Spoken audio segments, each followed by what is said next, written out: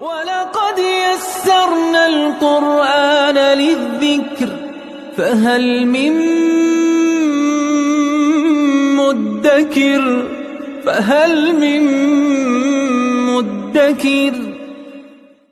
اعوذ باللہ من الشیطان الرجیم بسم اللہ الرحمن الرحیم الحمد للہ رب العالمین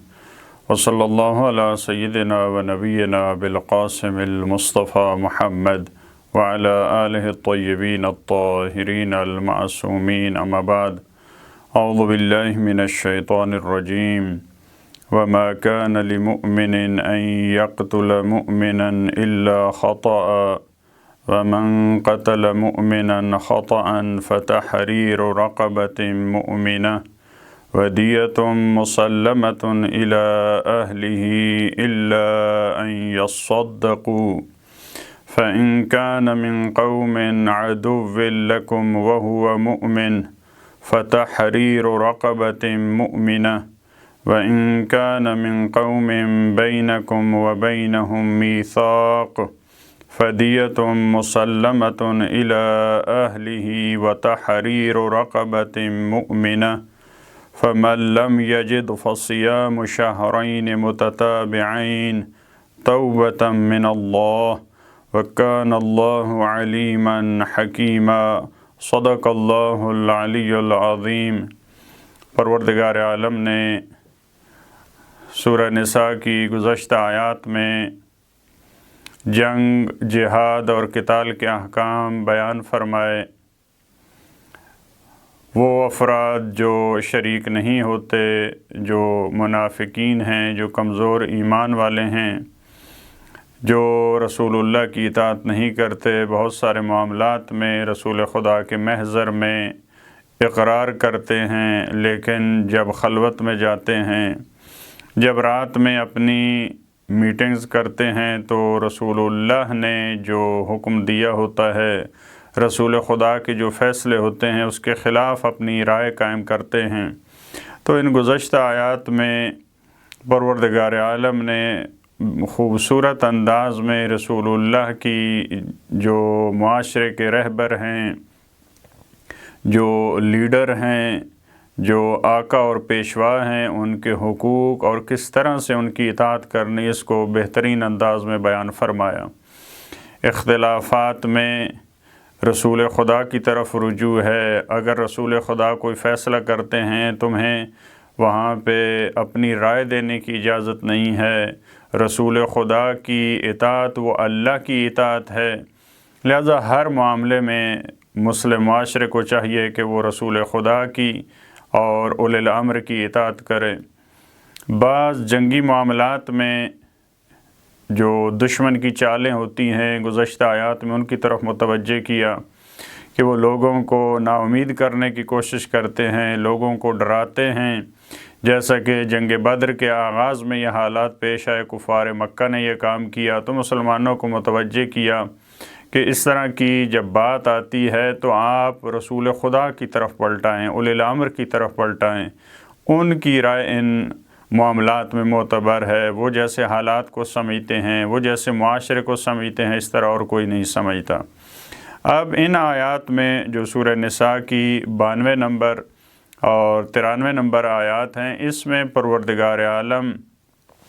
کیونکہ جنگ و جہاد اور قتال کے معاملات تھے، مسلمان سفر کرتے ہیں جنگ و جہاد کے لیے، قتال کے لیے، تو بالآخر سب افراد برابر نہیں ہیں جو رسول اللہ کی معیت میں ہیں، جو جنگجو ہیں۔ تو بعض حالات ایسے پیش آتے ہیں کہ آپ کسی مومن کو قتل کرتے ہیں، ممکن ہے غلطی سے کسی مومن کو کوئی فرد قتل کر دے، ممکن ہے جان بوجھ کر کسی مومن کو کوئی قتل کر دے۔ تو گزشتہ آیات میں کیونکہ دشمن، کافر اور ظالم سے جنگ کے مسائل تھے، اسی مناسبت سے ان آیات میں قرآن کریم نے مومن کے قتل کے جو احکامات ہیں، جو اس کی سزا ہے، اس کو بھی پروردگار عالم نے اسی مناسبت یہاں پہ بیان فرمایا۔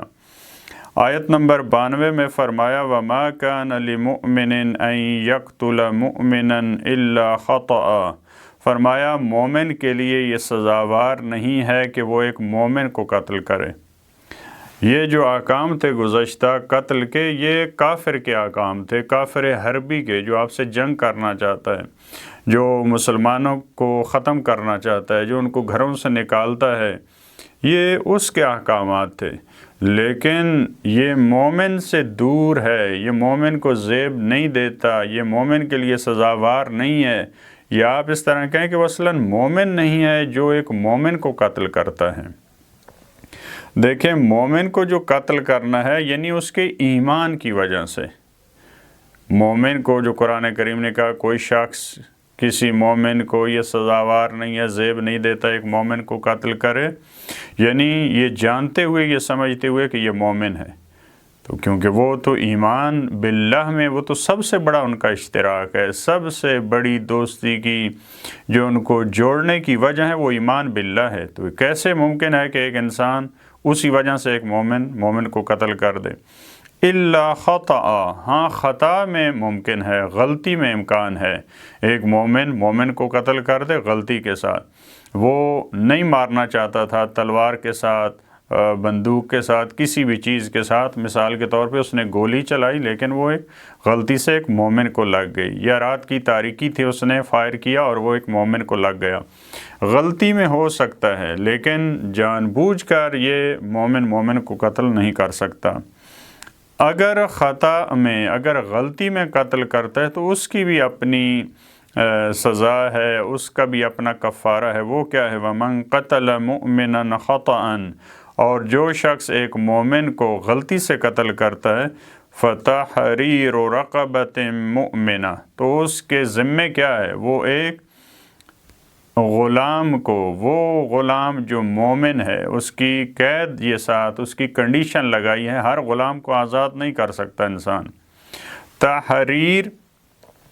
آزاد کرنے کو کہتے ہیں، لہٰذا ہم جو لکھتے ہیں جو مطالب، اس کو بھی بعض دفعہ تحریر کہا جاتا ہے، کیونکہ جو الفاظ انسان کے ذہن میں، انسان کی فکر میں قید ہوتے ہیں وہ صفحہ کرتاس پہ آتے ہیں، لہٰذا کہا جاتا ہے کہ یہ تحریر اس نے لکھی ہے، یہ اس کی تحریر ہے۔ رقبہ گردن کو کہتے ہیں، انسان کے بدن کے مختلف اعضاء ہیں، گردن کو رقبہ کہا جاتا ہے، لیکن پھر اسی جز کو کل کا نام دے دیا گیا، پھر اسی رقبہ کا استعمال کیا جاتا ہے قرآن کریم میں، لیکن غلام مراد ہوتے ہیں، جو بردگان ہوتے تھے اس دور میں وہ مراد ہوتے تھے، جیسے حضرت بلال یا دوسرے افراد جو غلام ہوتے تھے اور ختمی مرتبت اور ان کے نزدیکی افراد جو تھے ان کی مدد سے وہ آزاد ہوئے۔ تو فرمایا کہ اگر کوئی غلطی سے ایک مومن کو قتل کرتا ہے تو اس کی دیت کیا ہے؟ ایک غلام کو جو کہ مومن ہے اس کو آزاد کرے گا، کیونکہ ایک مومن کے وجود سے زمین خالی ہوئی، اس انسان کے قتل کرنے سے ایک مومن دنیا سے چلا گیا، تو قرآن کریم چاہ رہا ہے اسی معاشرے میں، آزاد معاشرے کے افراد میں اضافہ ہو، کس طرح سے؟ ایک غلام کو، کیونکہ بالآخر اس دور میں بھی مراتب تھے، جو غلاموں اور کنیزوں کو جیسے سمجھا جاتا تھا، جو ان کا درجہ تھا وہ مختلف تھا، اور آزاد افراد جو تھے ان کا، اور آزاد خواتین اس کا درجہ اور اس کے احکام مختلف تھے، لہذا قرآن کریم چاہتا ہے کہ اس غلام جو معاشرے کا حصہ ہے اس میں سے ایک فرد نکل کر آزاد معاشرے کا حصہ بن جائے، جو کمی آئی ہے اس مومن کے جانے سے وہ پوری ہو سکے۔ یہ غلام آزاد کرنا، اس کے ساتھ دوسری جو اس کو کفارہ اس نے دینا ہے اور اس سزا ہے، وَدِيَةٌ مُسَلَّمَةٌ إِلَىٰ أَهْلِهِ، دیا بھی دے گا، خون بہا دے گا اس کے اہل کو، جس خاندان کا، جس معاشرے کا ایک فرد کم ہوا ہے، ممکن ہے ان کا وہ سرپرست ہو، وہی ان کا نان و نفقہ کا بندوبست کرتا ہو، یا اگر نہیں ہے تب بھی ایک معاشرے کا، ایک خاندان کا جس کا فرد کم ہوا ہے، اس کے البتہ اس کا درد اور اس کا ازالہ نہیں ہو سکتا، آپ جتنی دیت دے دیں، جتنا خون بہا دے دیں، وہ فرد واپس نہیں آ سکتا،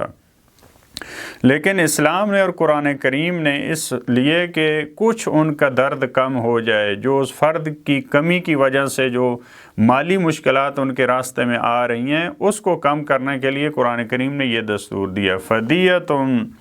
ودیۃ مسلمۃ الی اہلہ، کہ آپ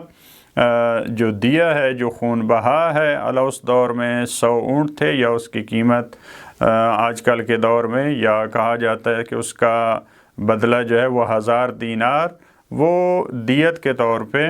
اس کے خاندان کو، اس کے اہل کو دیے جائیں، الا ان یصدقوا، مگر یہ کہ وہ اس کو صدقہ کر دیں، وہ اس کو معاف کر دیں، وہ اس کو بخش دیں، وہ اہل کو اور جو وارث ہیں ان کے پاس اختیار ہے، اگر وہ معاف کرتے ہیں دیت کو تو معاف کر سکتے ہیں۔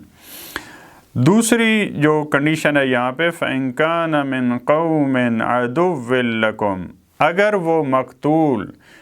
مومن تھا لیکن ایک ایسی قوم سے اس کا تعلق تھا جو تمہارے دشمن ہیں،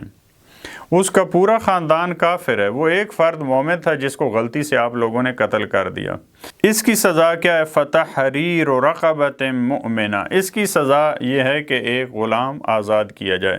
یہاں دوسری صورت میں دیت کا حکم نہیں دیا قرآن کریم نے، حالانکہ یہاں بھی مومن قتل ہوا ہے، لیکن کیونکہ اس کے ساتھ ایک اور حکم ہے شریعت کا کہ مومن شخص جو ہے اس کا وارث وہ کافر نہیں ہو سکتا، کافر مومن سے میراث نہیں لے سکتا، لہٰذا یہاں پہ اس کو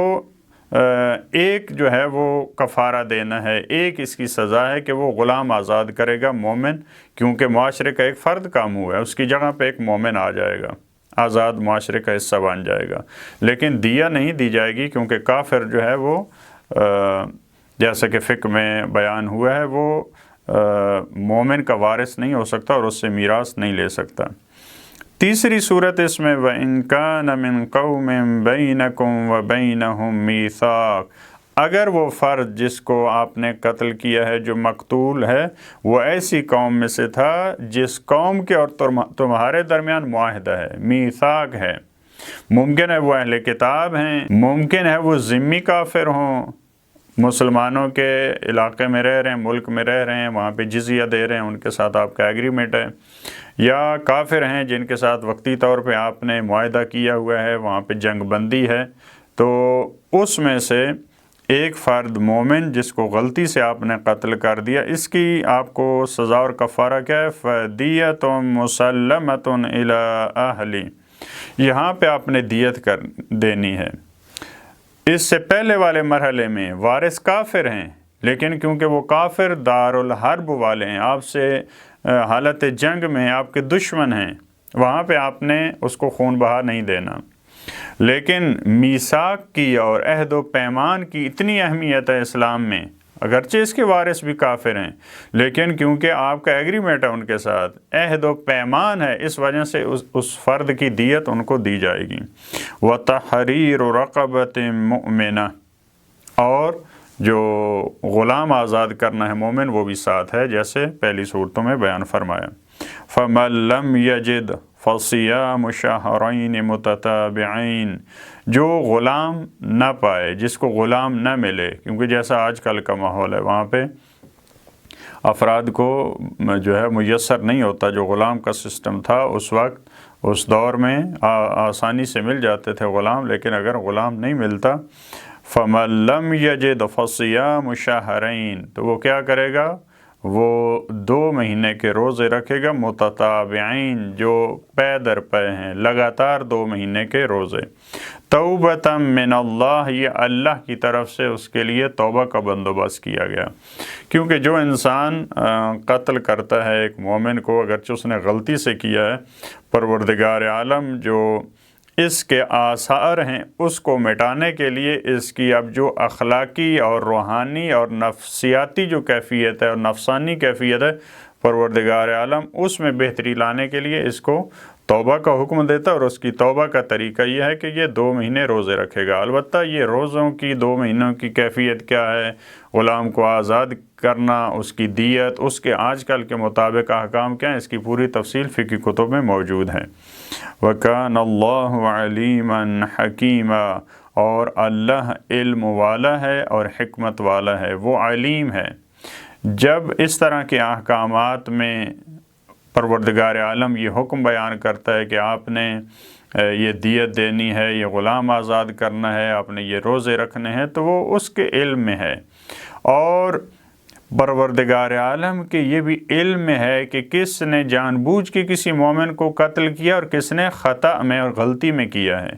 لہٰذا یہ آیات کے آخر میں جو الفاظ آتے ہیں، اس کا ان مطالب کے ساتھ ایک گہرا ربط ہوتا ہے۔ یہاں پروردگار عالم نے دوسرے صفات اپنے نہیں بیان کیا، حالانکہ 10 نام ہے پروردگار عالم کے، تو ممکن ہے ایک فرد کہے کہ میں نے غلطی سے قتل کیا، لہٰذا ان کو متوجہ کیا جا رہا ہے۔ اللہ علیم ہے، خدا کے علم میں آپ ممکن ہے کہہ دیں کہ مجھے غلطی ہوئی ہے، میں اس کو فائر نہیں مارنا چاہتا تھا لیکن اس کو لگ گیا، لیکن پروردگار عالم کے علم ہے، وہ حکیم ہے۔ یہ احکام جو اس نے وضع کیے ہیں،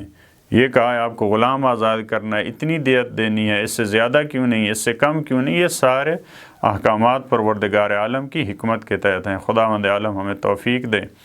جو مومن کی قیمتی جان ہوتی ہے ہم اس کی اہمیت کو جان سکیں اور کبھی بھی اس کو جان بوجھ کر یا غلطی سے اس کی زندگی کا خاتمہ نہ کریں۔ اللہم صلی علی محمد و آل محمد۔